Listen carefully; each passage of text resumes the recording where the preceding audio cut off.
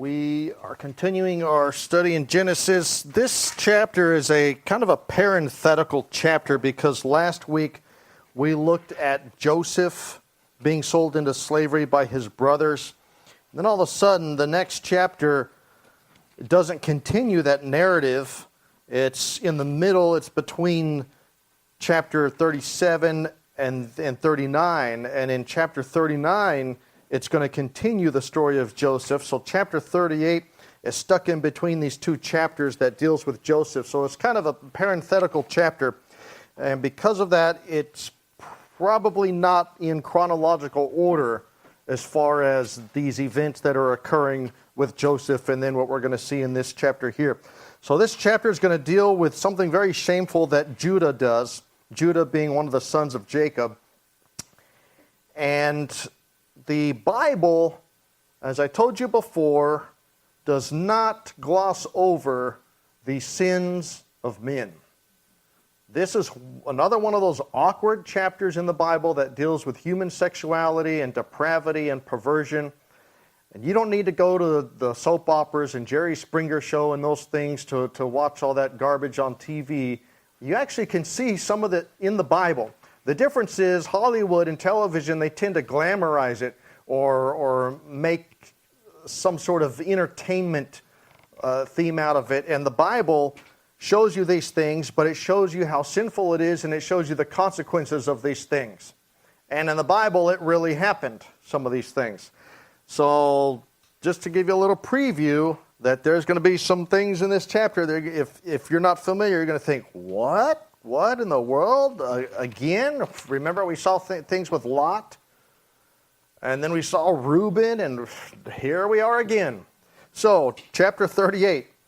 Verse 1, and it came to pass at that time that Judah went down from his brethren and turned into a certain Adullamite whose name was Hira. And Judah saw there a daughter of a certain Canaanite whose name was Shua, and he took her and went unto her. Judah marries the daughter of a Canaanite. Now, what did we see before in the Bible where it talks about marrying Canaanites, Canaanitish women, daughters of Canaan? It is highly advised against in the Bible. Do you remember when Abraham did not want his son Isaac to marry a Canaanite? Do you remember when also Isaac did not want Jacob to marry a Canaanite?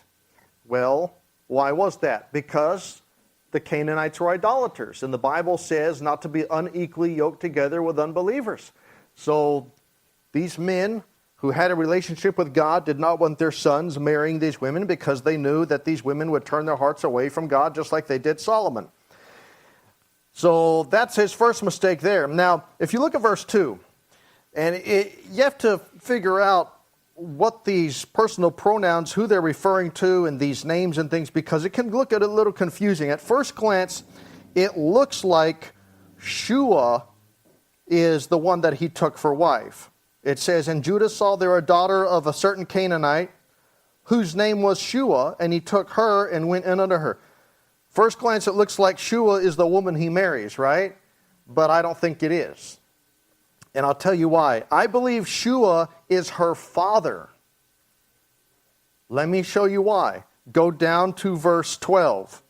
And in the process of time, the daughter of Shua, Judah's wife, so I believe that he married Shua's daughter. The daughter of Shua, her father, Judah's wife, Shua's daughter, died.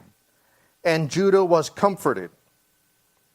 So if you make Shua the wife, that's saying that his wife's daughter died.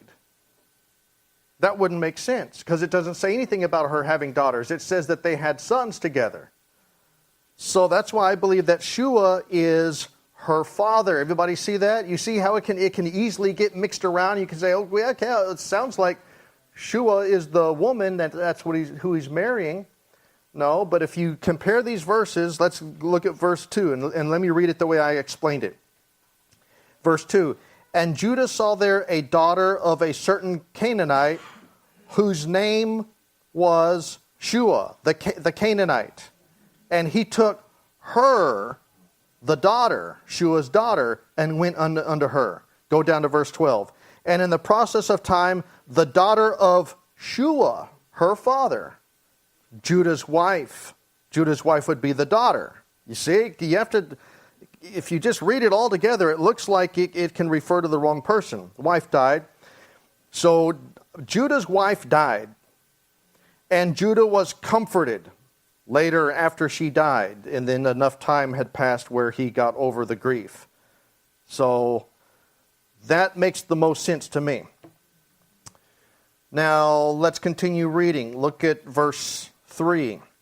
And she conceived and bare a son, and he called his name Oh, by the way, in verse 2, when it says he took her and went in unto her, if you didn't know anything else about this, you might think, well, wait a minute. He took her and went unto her. Did he do it like they did what happened to Dinah? Is it forcefully? Did he marry her? Well, we know that's not what happened. What it means is he took her to be his wife. Because, again, our clue is verse 12. It says, the daughter of Shua, Judah's wife, died. It's calling her his wife. So that's what's going on there in verse 2. You get that additional detail where it says that he took her for his wife. Verse 3, and she conceived and bare a son, and he called his name And she conceived again and bare a son, and she called his name Onan. And she yet again conceived and bare a son, and called his name Shelah. And he was at Kezib when she bare him. And Judah took a wife for his firstborn, whose name was Tamar. And Judah's firstborn, was wicked in the sight of the Lord, and the Lord slew him. Wow. It doesn't say how God killed him. It doesn't say why he was wicked. It just says that Judah's firstborn, was wicked in the sight of the Lord, and the Lord slew him. This is the first individual whom God kills. Individual. Now it is true, God killed almost the entire world except for 8 people in the flood. Then he destroyed Sodom and Gomorrah and some other cities around there. But we don't see until now that God kills an individual for being wicked. God didn't even kill Cain for murdering his own brother. Why not? Well, possibly because the death penalty had not been instituted yet until Noah got off the ark. But here we don't have any details about why he was wicked, what he did that was wicked. It just says he was wicked in the sight of the Lord, and the Lord slew him. I wonder what Judah must have thought about. That's his firstborn son, remember this.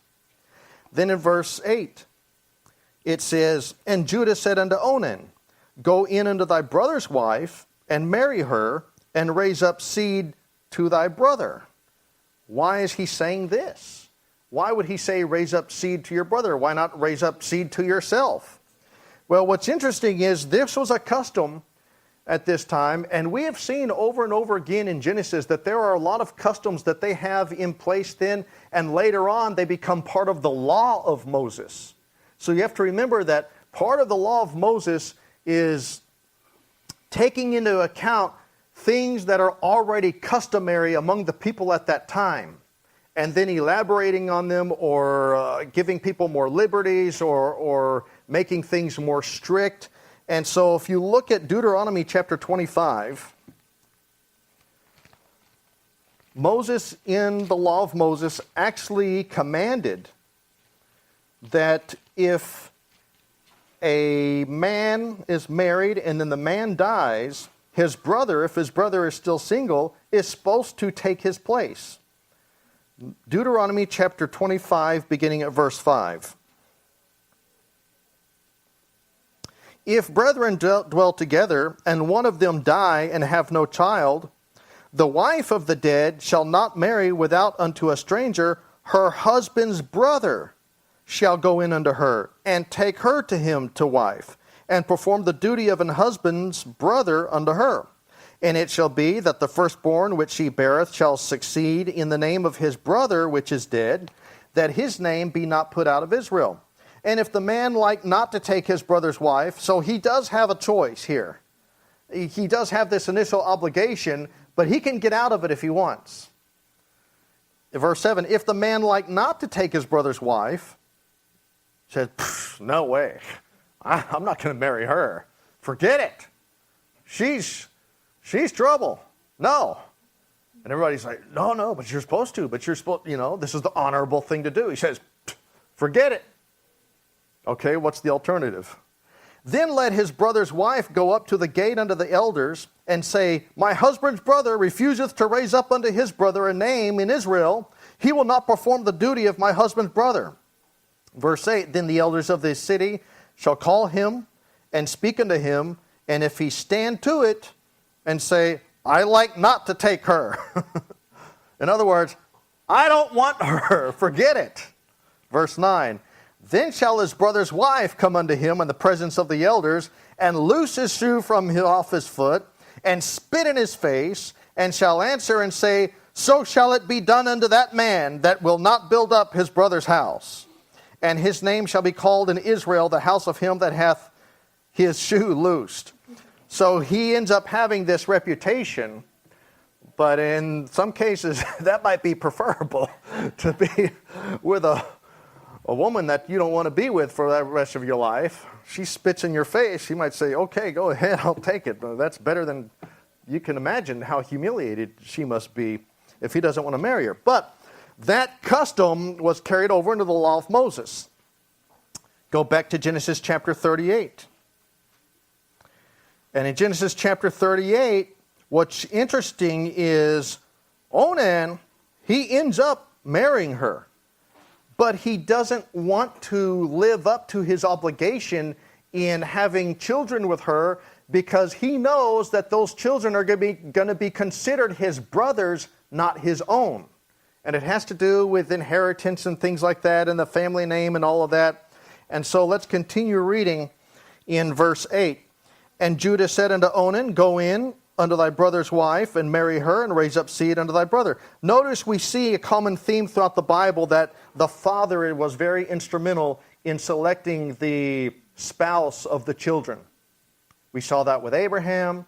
We saw that, Abraham's son. We saw that partly with Isaac's son. We saw that with Samson. We see that over and over again.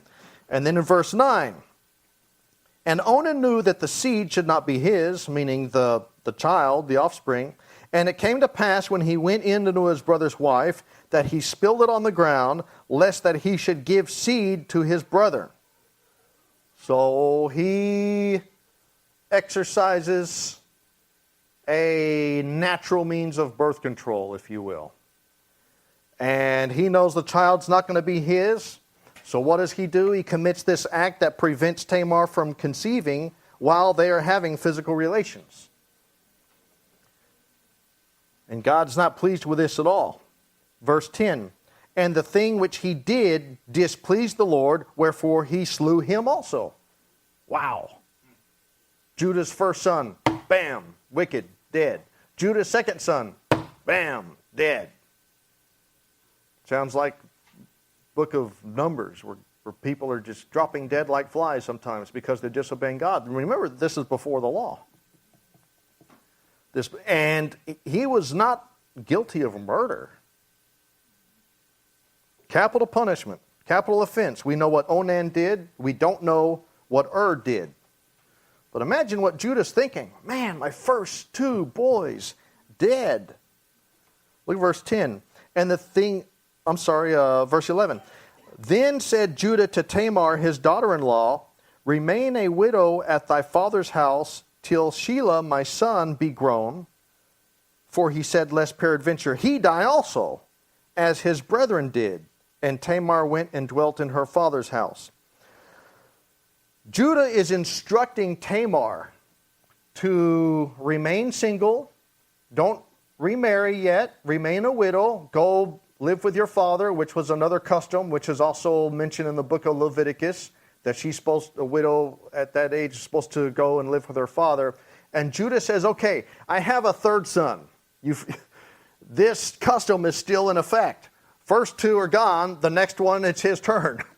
And Judah is basically saying, remain a widow, go stay with your father, and then when he gets old enough, I will give him to you for a husband. But look what he says. He says, till Shelah my son be grown, indicating that he's not old enough to get married. And then he says, for he said, lest peradventure he die also, as his brethren did. Now what does that mean? Does that mean if I give him to you now, that he's going to die too? He thinks that the same thing will happen to Shelah if right. he lets Shelah marry her. Right. But it almost sounds like what he's saying is, if I give him to you now, it's premature, then he might die too because he's too young. That's because look what he says. Till Shelah my son be grown. For he said, lest peradventure he die also, as his brethren did. Now, that may be what he means, or he may be worried and concerned that, oh man, the first two are dead, the third one. And now, it doesn't say that he knows why they died. It doesn't say that Tamar knows why they died. He might be thinking, man, this woman's bad luck. I mean, the first two dead, and then the third one, he might die too. He's worried. And Tamar went and dwelt in her father's house. Verse 12. And in the process of time, the daughter of Shua, Judah's wife, died.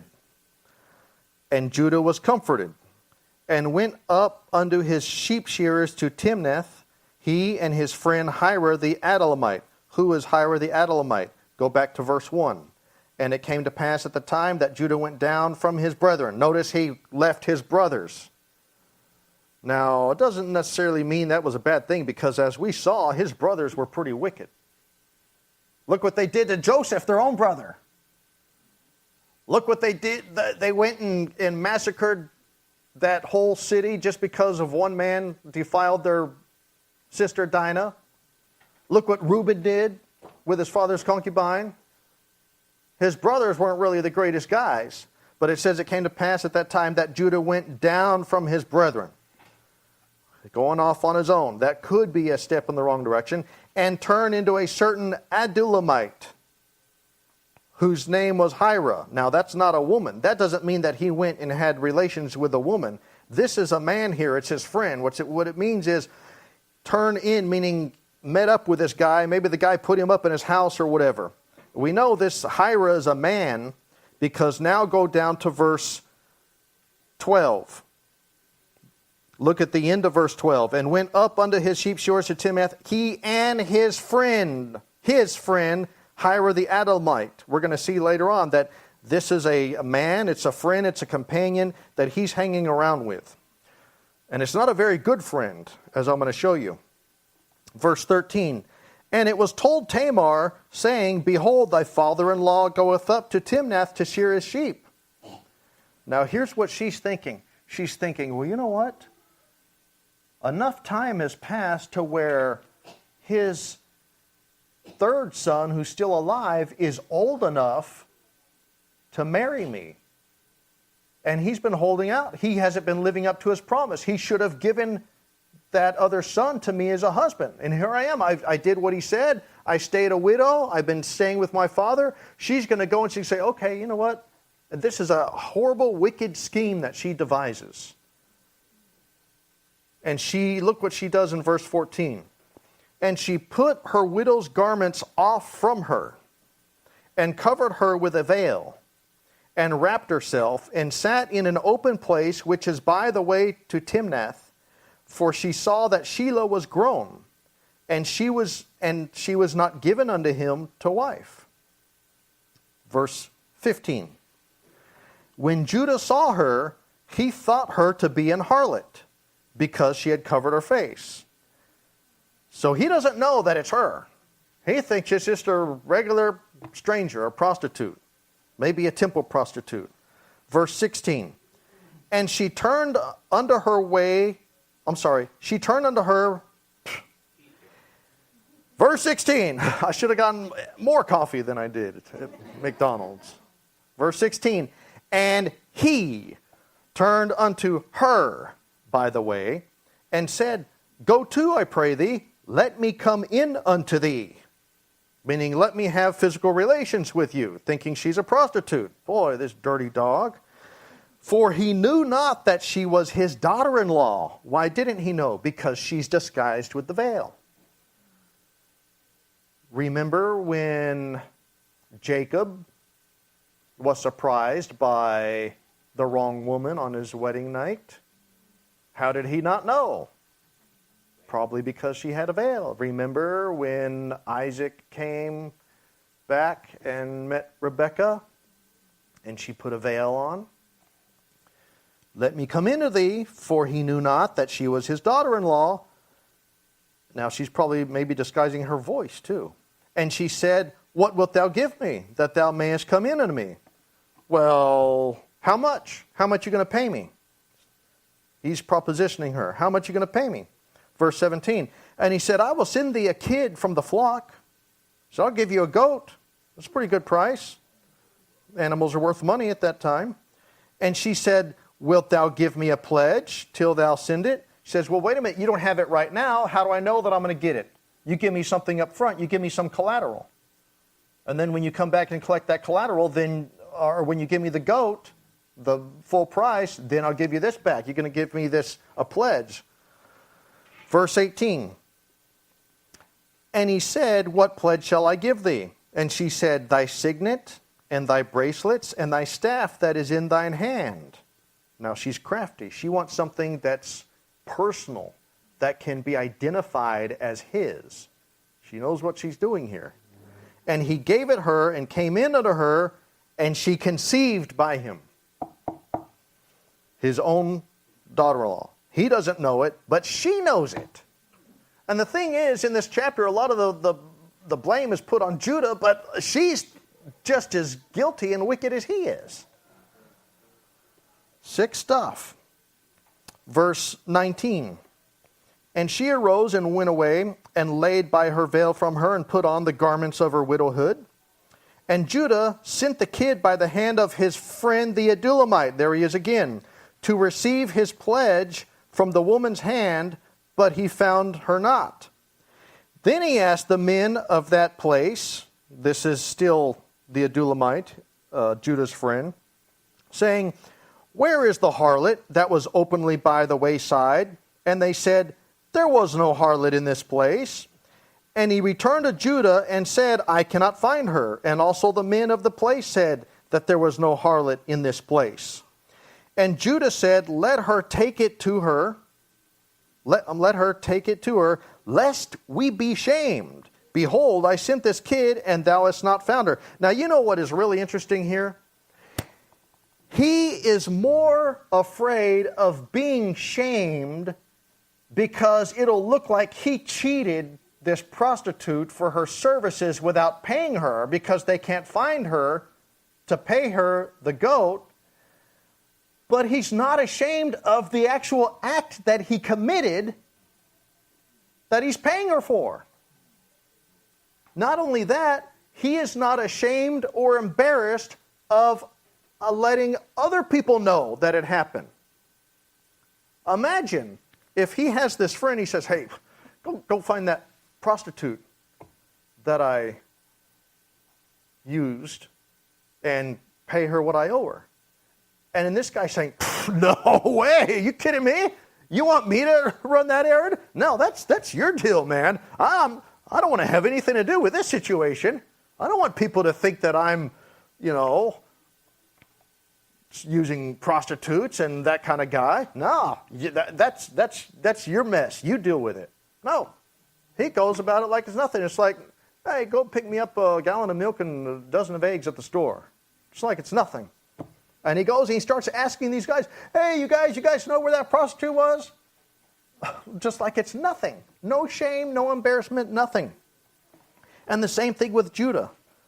And he says in verse 28, take it to her lest we be shamed, because she's not getting the payment. And she might run around and say, hey, that guy Judah, you better watch out. That guy's a con artist. That guy's a cheat. Don't trust him because he ripped me off. He didn't pay me for the services that I provided. Look at verse 24. And it came to pass about 3 months after that it was told Judah, saying, Tamar thy daughter-in-law hath played the harlot, and also, behold, she is with child by whoredom.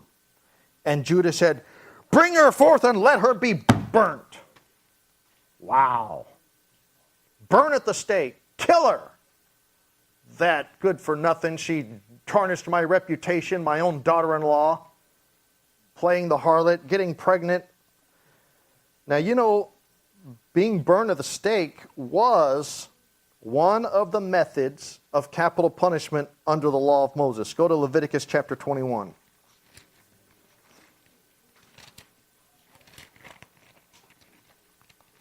Leviticus.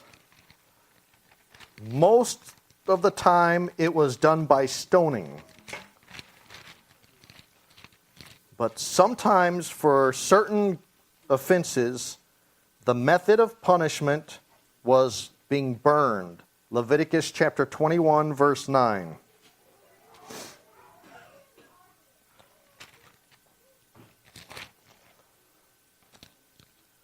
And the daughter of any priest, if she profane herself by playing the whore, she profaneth her father, she shall be burnt with fire. Similar to what she's being accused of. Go to chapter 20, verse 14 of Leviticus. Chapter 20, verse 14. If a man take a wife and her mother, it is wickedness. They shall be burnt with fire, both he and they, that there be no wickedness among you. Well, that's a pretty sobering thought. That is a pretty strong deterrent if you think about it. Imagine if this was done publicly, probably in all probability, just like public stonings. Imagine seeing a criminal being burnt to death at the stake. Well, they did it all through church history. They did all through the monarchs and Protestants and Catholics and all just guilty of heresy. Burn them at the stake. Terrible way to go. Especially if it's a slow death, and sometimes it was. Sometimes the fire wouldn't be kindled enough. And you'd be there with these bundles of hay and wood and sticks and all of this, and the fire doesn't really get going, and you're there, burned at the stake, and it's burning your legs, and it's not reaching you, and you slow, agonizing, painful death. That's a terrible way to go.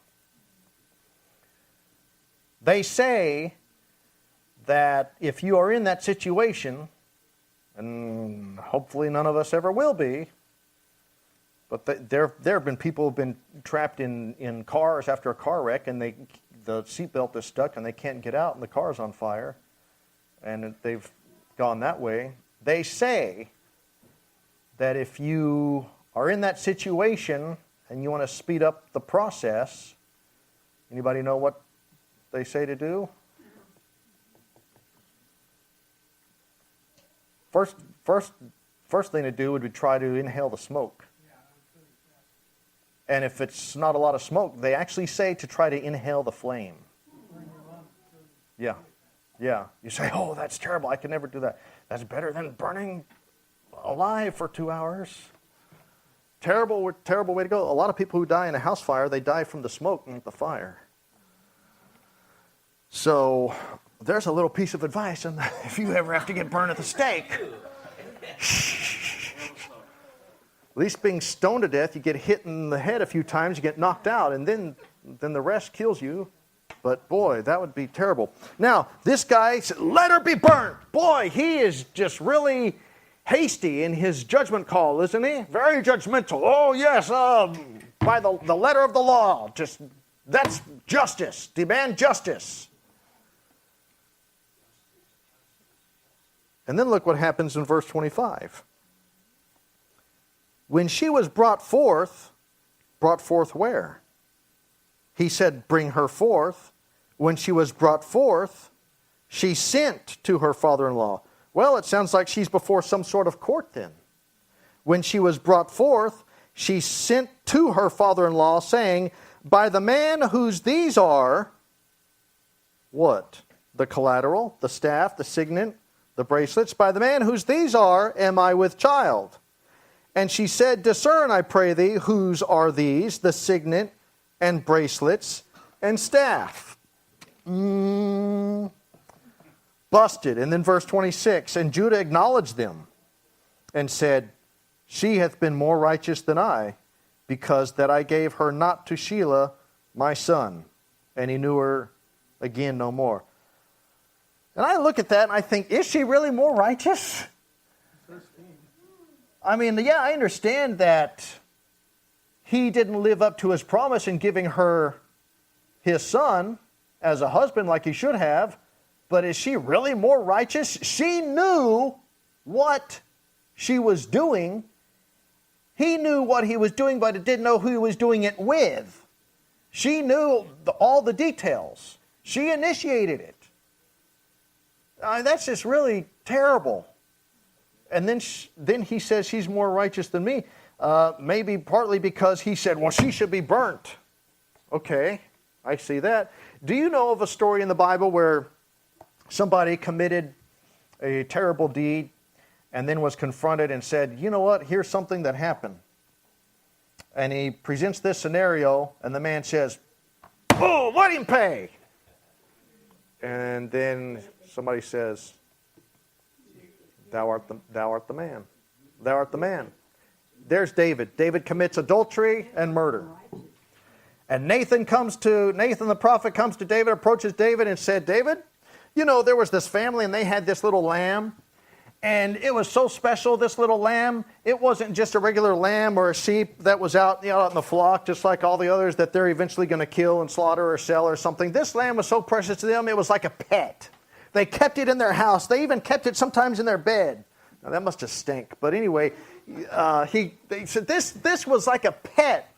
And there was this rich guy. He had all the sheep that anybody could ever want. And he went to this family and took their little lamb and killed it for food when it was actually their pet. And he had more than he knew what to do with. What do you think should happen, David?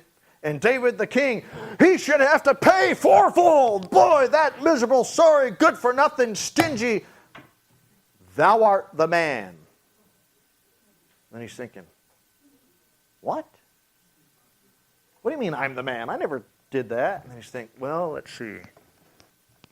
I'm a king, and I have this harem. I have all these wives and concubines, more than I can handle. And I went and I took another man's wife, and then I killed him to try to cover up my sin. And David said, yep, you're right. I'm just like that guy who went and stole somebody's pet lamb when I already had thousands of my own. You're right, I'm the man.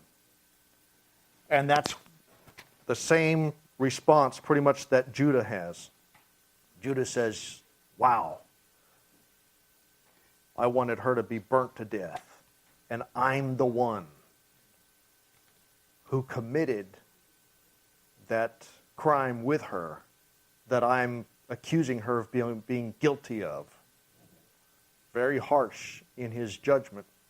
And you know, that's human nature. We always want to see the guilty party judged and punished, except when we're the guilty party, right?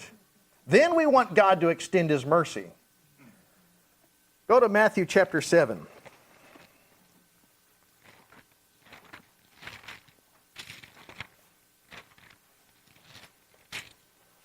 Matthew chapter 7, verse 1, judge not that ye be not judged. For with what judgment ye judge, ye shall be judged. And with what measure ye mete, it shall be measured to you again. And why beholdest thou the mote that is in thy brother's eye, but considerest not the beam that is in thine own? Or how wilt thou say to thy brother, let me pull out the mote out of thine eye, and behold, the beam is in thine own eye? Thou hypocrite! First cast out the beam that is of thine own eye. That's what Judah should have done. See, and a lot of people, they use this verse and they don't finish the chapter. They use this verse and this passage, they'll say, you're not supposed to judge. And they say all across the board, you're never, ever, ever supposed to judge somebody. That's not what it's saying, though. What it's saying is, don't judge like a hypocrite. What it's saying is, don't judge somebody without judging yourself first. How do I know that? Because in verse 5, he says, thou hypocrite, First cast out the beam out of thine own eye, and then shalt thou see clearly to what? In other words, then you can see clearly to judge. Then you can cast out the mote out of thy brother's eye. He's not saying never, ever, ever cast out the mote out of your brother's eye. He's saying make sure you take the one out of your own first. Go back to Genesis chapter 38.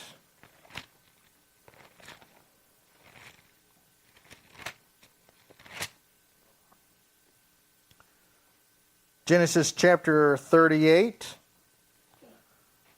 Notice it says in verse 26 again, and Judah acknowledged them and said, she hath been more righteous than I, because that I gave her not to Shelah my son. And he knew her again no more. You know what that sounds like? That sounds like the woman who was taken into adultery and they brought her to Jesus when he was teaching outside the temple. Said, well, Moses said we caught her in the very act. Moses said she should be put to death. What do you say? It was a setup. You know how I know it was a setup? Because they said we caught her in the very act. Well, it takes two, doesn't it? Where was the man? Why were they only concerned about the woman? Where was the man? Moses says this. What do you say? So they're trying to say, okay, if you stone her, then you're going to look bad in front of the people. You're going to look like, man, this guy's no mercy, no grace, too harsh. But if you let her go, then you're going against Moses. We got him now. And Jesus says, let him who is without sin cast the first stone. And a lot of people love that passage too, but they forget the rest of the passage when he was talking to the woman. He said, go and sin no more, right? Go and sin no more. And he knew her again no more. Verse 27, and it came to pass in the time of her travail, so now she's giving birth to the twins that are Judah's actually, that behold, twins were in her womb. And it came to pass when she travailed that the one put out his hand. Doesn't sound like a very good birth, right? Is the hand supposed to come out first or the head? He put his hand out. And the midwife took and bound upon his hand a scarlet thread, saying, this came out first. Why is she doing that? Because they're twins. And so the firstborn has more privileges. Remember we went through that with Jacob and Esau, the firstborn. Remember Leah and Rachel, the firstborn, the right of the firstborn. So the firstborn has more privileges over the rest of them. And so if you have these twin babies after they're born, well, if they're twins, these newborn babies, it's going to be easy to get them mixed up. So you have to identify the firstborn. So you put this scarlet thread around his wrist to identify this is the one. But look what happened. Verse 29, and it came to pass as he drew back his hand, that behold, his brother came out. So even his hand came out first, but he didn't come out. His brother did. And she said, how hast thou broken forth? This breach be upon thee. Therefore his name was called Pharez. That word means breach. Verse 30, and afterward came out his brother that had the scarlet thread upon his hand, and his name was called Zerah. You know what's interesting about all of this? Not only does it give insight to the depravity of man and human nature and show that man is capable of doing horrendous things, but Judah is the one whom Christ's lineage goes back to. Jesus was the Lion of the tribe of Judah. And in spite of this wickedness that Judah committed, and his character, and whatever else you want to say about Judah, Jesus Christ ended up coming out of Judah. And there's more people in Jesus' lineage and line that are of questionable reputation. Rahab. Who else? David. Ruth was a Moabitess. Where did the Moabites come from? Remember? Yeah, the Ammonites and the Moabites, Lot and his daughters. The Ammonites and the Moabites. It's interesting what God can do despite the sinful depravity of man. It's interesting to see what God can do in spite of all of that. All right, so strange chapter there. Next week we're going to pick it up with chapter 39, and we're going to resume our story of Joseph going into Egypt and all of that takes place with Joseph's life. Any questions on any of that today?